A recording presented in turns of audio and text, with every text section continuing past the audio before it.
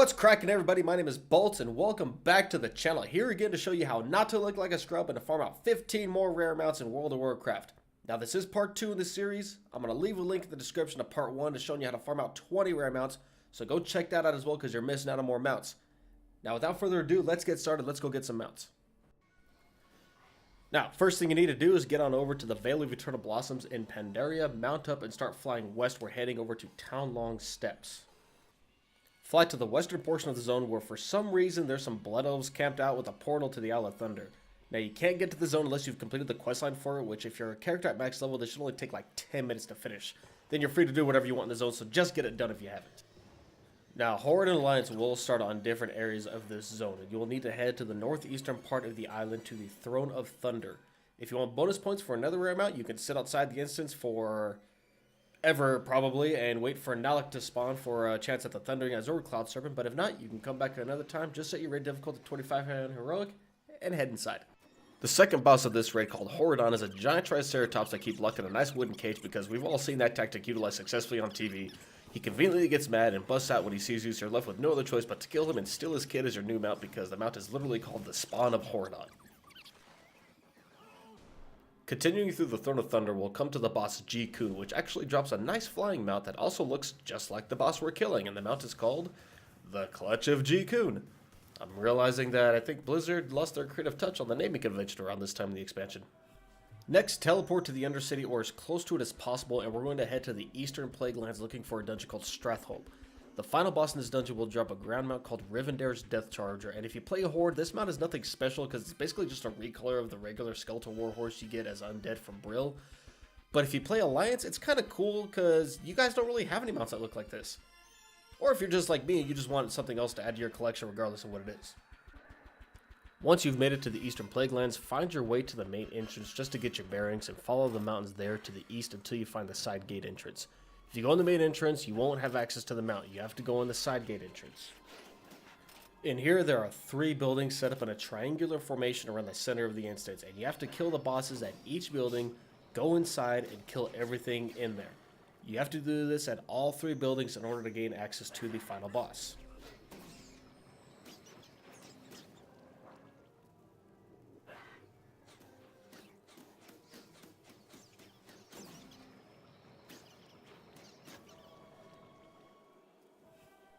Once you've made it to this point, there will be an optional boss that you can skip if you want to. If not, head to the open gate. If the gate isn't open, that means you left somebody alive, so go back and get to work. Inside the plaza, all you have to do is kill all the abominations inside, which will spawn the next boss. Kill him, then a bunch of skeletons will start swarming from the gate to your left.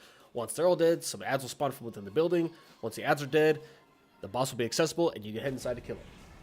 And right here, wouldn't you know it, your boy Bolt's got them out. Now, this is supposed to be, I think, a 1% drop rate or something like that, so it's pretty rare. And I haven't even spent much time farming this mount. This is only maybe like my 30th kill or something like that. So I haven't really spent much time farming it at all. But, hey, I got it. That's one more for the collection. Okay, next we're going to go back to Orgrimmar or Stormwind. If you're one of those people, head over to the designated portal area in your capital city and take the portal to Mount Hyjal. From Nordrassil, you're going to mount up, start flying south to find the Firelands raid, and make sure, again, it is set to 25-man heroic. Once you're inside, stay mounted, ignore all the mobs and follow the path in front of you to the northeastern portion of the instance to kill Elisrazor. Before spawning the boss, you will need to destroy the 2 egg piles on each side and kill the ads in the immediate area. You might also want to take a second to kill all the trash mobs you pulled on the ride over, just to make your experience a little less annoying. This boss will drop the Flame Talon of Elisrazor mount, which is a ground mount only, but it still looks pretty cool. Now don't leave just yet, because there's one more mount that drops from here, so make sure to wipe out all the remaining bosses in the raid and approach Ragnaros's lair. It's the big fire castle that's overlooking the rest of the raid. If you can't find it, then you might as well just delete your account and go back to playing Minecraft or something. Ragnaros will have a chance of dropping the Pure Blood Firehawk, which, unlike Elisrazor, actually is a flying mount. The next victim will be the Iron Hoof Destroyer, a ground mount that only drops from the final boss in Blackrock Foundry on Mythic difficulty only. Now, if you're kind of new to the game, maybe you started in Legion, maybe you started in BFA, maybe you have a boosted character and you skipped all the Draenor content, well, you can either skip this part of the video because you won't be able to go there anyways, or you can drop what you're doing, head over to the Dark Portal, and just play the game for like 30 minutes to unlock Draenor, and you can do whatever you want there. Just go do it. Alright, gonna make this real quick and simple for all you double-digit IQ folks out there. Hook a left after the entrance, slow fall down the shaft, head in the first room and kill the Hans and Franz stamp-collecting, bodybuilding roid ragers that the Iron Horde picked up out of Arnold Schwarzenegger's weight room. Through the next door and down the halls, you're gonna have to traverse a series of conveyor belts with flaming weapons on them like you're on some f***ed up episode of American Gladiator to find the next boss at the other end. After she's dead, you'll find an open door on the north side of the room where you're going to find some freakazoid who doesn't seem to serve a purpose in working in a foundry and makes you wonder this must be some kind of a government operation with the way these guys are wasting on their budget. After he's dead, to the right will be an open door that leads you back to the elevator to take you back up to the starting area, and you'll head to the opposite side down a tunnel. At the bridge, you can choose to go left or right, but for the sake of sanity, we're going to go left, where you're going to have to kill a bunch of these Teenage Mutant Ninja Turtle-looking scrubs in order to spawn their pissed-off dad who wants to know what all the ruckus is. Once you kill him, you can head back to the bridge, to the other end. On the other side of this tunnel, you'll find that killing Gruel back in the Burning Crusade wasn't good enough, and that he's apparently been demoted down to a freaking miner at the bottom of Blackrock Foundry. Sucks to be you, dirtbag. Now head back to the bridge like you're going back to the starting area, but instead of heading up the tunnel, there's another passage off to the right. At the bottom, there's this giant forge where some creepy-ass lava creature stuck inside for some reason we want to free just so we can kill it. If I were in charge, I'd just say, hey, how about we skip this guy and go to the next boss? But you can't. So you gotta kill these guys carrying the bombs, detonate the bombs enough times next to the open hatches on each side of the forge, because I guess that pisses off the boss enough so he comes and breaks out to fight us. Or whatever, I don't know. After Lava Boy's dead, you can head back up to the starting area, and as soon as you get out of the tunnel, you're gonna hook a right down another hot damn hallway into the stables where you'll find this orc who apparently looted all the rare spawn mounts around Draenor and is keeping them locked up down here like some Silence of the Lambs roleplay shit. So you kill Buffalo Bill, head out to the right to the train station, run back and forth between both platforms, killing all the pedestrians, just trying to get off the train and get to work and make a living. The barrier in the middle will drop so you can kill the train conductor, and just to the left of the door you came through will be a hole in the ground for some reason that you can drop down to the land in the water. Kill the divers, all the workers in the area to get the next boss to spawn. These three crazy ladies will all attack you at once, and if you're a hardcore progression raider, you probably don't know anything about having three chicks on you at once, so you might as well just kill them, but be a gentleman about it for fuck's sake.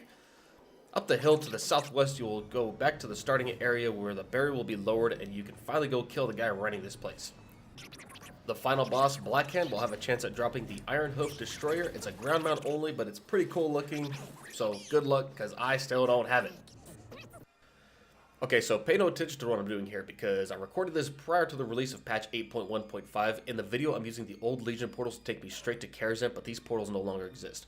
As far as I know, the quickest way to get to Karazhan currently is to use the Zeppelin from Orgrimmar to Stranglethorn, and you can fly from Stranglethorn to Deadwind Pass where you'll find the old Karazhan raid.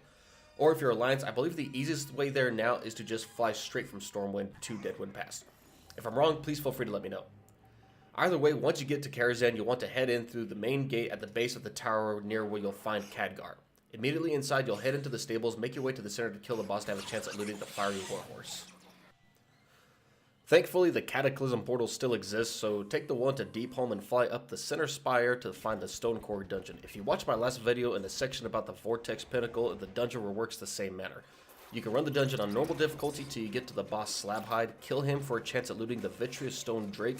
After you kill Slabhide, make sure you're out of combat first, use the portal behind him to take you back to the entrance. Once outside, you can reset the instance and run it 10 times per hour until you are locked out. You'll have to wait 1 hour for the instance locks to reset, and you can go back to farming. These next set of mounts will all be the Draenor rare spawns. First is Nakgarash, which spawns in this exact location where I'm looking at and drops the Garn Nighthowl mount. It is a guaranteed drop, and the spawn rate is around 15 to 30 minutes, so if you just sit here for a bit, he'll spawn and you can loot the mount. This mount is unique in the sense that it is unbound, and it can also be bought and sold in the auction house. Okay, so now I'm just going to show you guys an overlay of all the different locations where you get the guaranteed drop mounts. The red circle in this one is the Garn Nighthowl. All the yellow circles are the Great Grey Tusk. Next, moving over to Gorgrun, we will find the Sunhide Grunling that drops from Pound Fist in these three general areas. Now, the circle at the bottom, there's actually 3 spawn points in that area, but if you just make laps around where that circle is, you'll come across them eventually. Next, moving down to Talador, where we can get the Sapphire River Beast that drops from Silthide in these locations.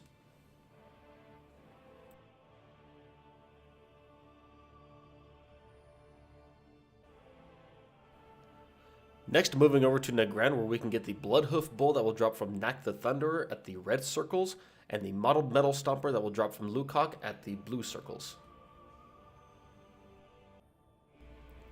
Our final stop is going to be in Shadowmoon Valley, where we can get the Swift Breeze Strider that drops from Pathrunner in the following locations. I should add that all of the mounts I covered in this section around Draenor, aside from Garn Nighthowl, have very long respawn timers, and I'm talking anywhere from 6 upwards to around 15 hours for each respawn. So if you really want to get serious about farming these mounts, it's good to have flying, and if you don't really have the time to spend flying around Draenor for 8 or 10 hours or whatever, the best thing to do is just get a couple of your characters, park them in the spawn points, wait for server reset, and log in first thing in the morning and hope to find them. And that, my friends, is another 15 rare mounts in the game. Thank you all so much for watching. If you enjoyed the video, please hit the like button. It's the best way to support content creators here on YouTube.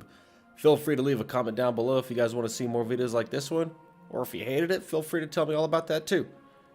And if you're not subscribed, please do so and share with your friends.